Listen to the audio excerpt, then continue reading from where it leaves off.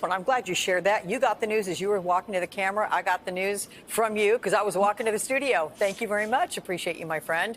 Joining me right now, Politico reporter, White House reporter, that is, of course, Maya Ward, and Don Calloway, host of the Caucus Room podcast and CEO of Pine Street Strategies, along with former Secretary of Housing and Urban Development, Julian Castro, as well as Republican strategist Susan Del Percio. Both of those are MSNBC political analysts. Welcome all to Big Conversation. Let's get into it with you, Maya.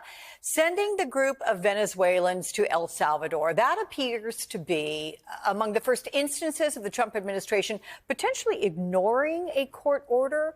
So what does this legal battle signal for Trump's deportation plans, and your reaction to what Pam Bondi said? Yeah, I mean, look, there are so many policies here that they have implemented, especially on the immigration front, that they knew were going to be challenged in the courts. But that is some of the point, flood the zone and then trying to get answers, particularly from the Supreme Court. Stephen Miller and other Trump aides and allies, I mean, they spent the last 4 years learning from the mistakes of Trump 1, identifying these archaic and obscure laws that they could test out here. So, I mean, whether it's birthright citizenship or the ability to use the Alien Enemies Act, like we saw here, to deport people they say were gang members without court hearings, Marco Rubio using this obscure provision of the Immigration and Nationality Act to detain a pro-Palestinian activist who has a green card. These are all questions they do hope to get before the Supreme Court. I think what was interesting about this Alien Enemies Act case, those of us who have been reporting on immigration, we all knew that was Trump talking about wanting to use this, that there was going to be a legal battle about, whether it was okay to use the 1798 law in the way that they are. But the quiet rollout last weekend, the immediate court challenges, and I mean, we were tracking the planes live during the hearing last weekend and watching them take off, this was not something we were expecting. You have this judge now saying he wants to get to the bottom of whether the White House defied this order to turn the planes around. I mean, this has really been something I did not predict. But also, Maya, Trump said deportations would focus on violent criminals first. There have been, as you know, multiple headline-making cases that show otherwise, including in one of your articles. How do the actions of the administration fold into what you discovered?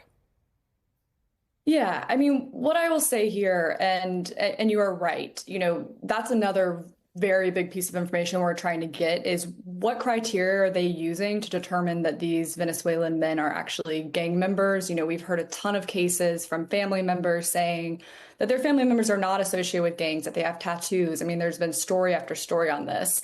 What I will say here, and I did write about this last week, capturing everything that we're seeing in this moment, there's this narrative from the White House that he is going after criminals, that is the focus. That is step one.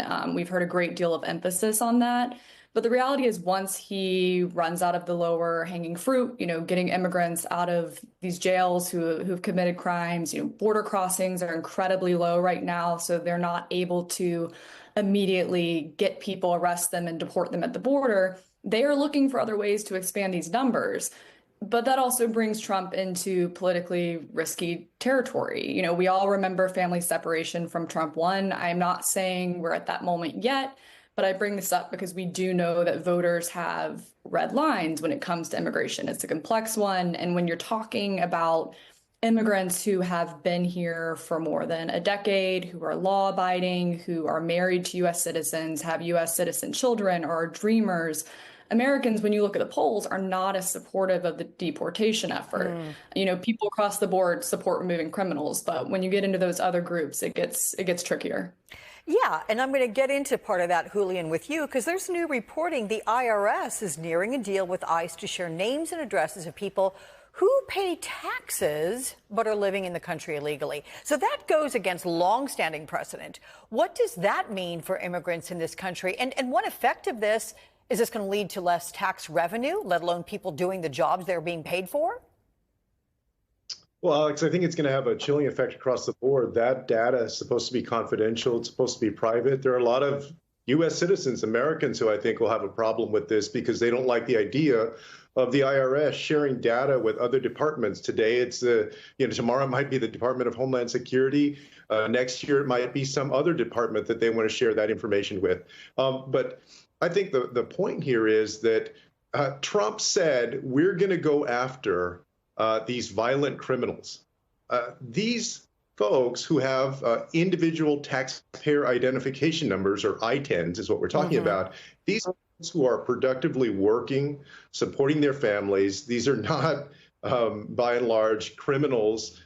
Now the administration is opening up that dragnet to people that I think the vast majority of Americans didn't actually believe they were going to go after. And I don't think that the majority of Americans will support it either. It's going to have a chilling effect on people paying their taxes. And I think one day will be used by future administrations for other nefarious purposes.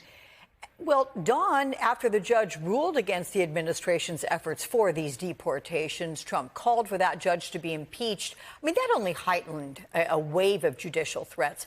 Are these Trump attacks potentially chilling on the judiciary? And how could that impact the rule of law then? I don't think they're chilling upon the judiciary. If you think about what happened in the first Trump administration, if you recall that he went after Judge Francisco Gonzalez. So he has, throughout the 10 years that he's been in the public eye, a history and a tradition of attacking federal judges who go against what he says.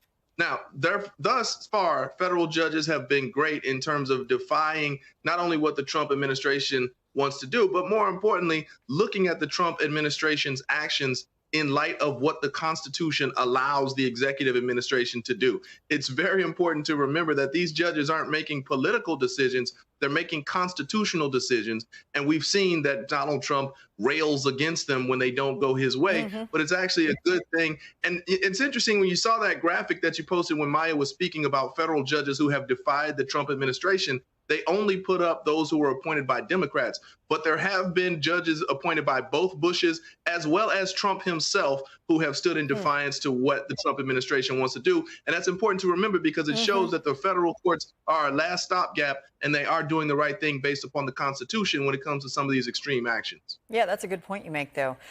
So, Susan, by the way, it's not just judges, right? It's lawyers, too. Trump issued executive orders against firms that brought cases against him.